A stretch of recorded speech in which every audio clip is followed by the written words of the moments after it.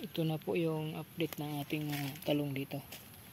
Ayan, nilagyan ko na siya ng mga poste na pang support para hindi siya matumba ng hangin. Nung bagyo, wala pa itong poste na lagay ko. Ngayon lagyan ko nito ng poste pagkatapos ng bagyo, kasi nababali yung iba. Yan, dami ng bulaklak. Simula na siyang namumuna. Yan ang bunga na. Ito, may dalawang puno dito na tumba talaga, balik talaga. Yan, pinalitan ko na ng sili.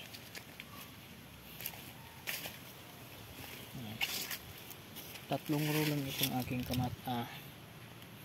talong na single row.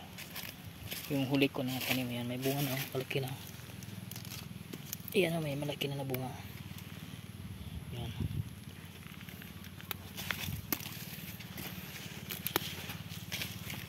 Lahat po nilagyan ko na ng poste.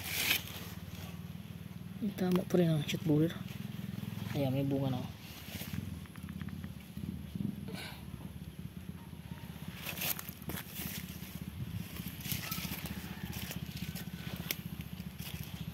May tama ng shoot borer. Grabe, isprayan ko nito, may tama pa rin ang shoot borer. Parang walang epekto.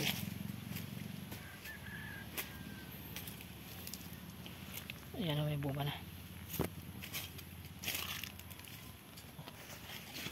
Haba ng bunga. Yan.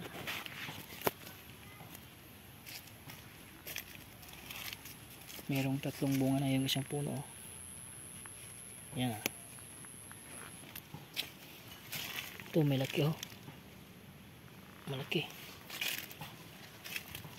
Yan, haba ng bunga. First time niya na pamunga. Hindi pa siya nagsabay-sabay. Buti nga hindi masyado malakas yung hangin dito sa baba lang.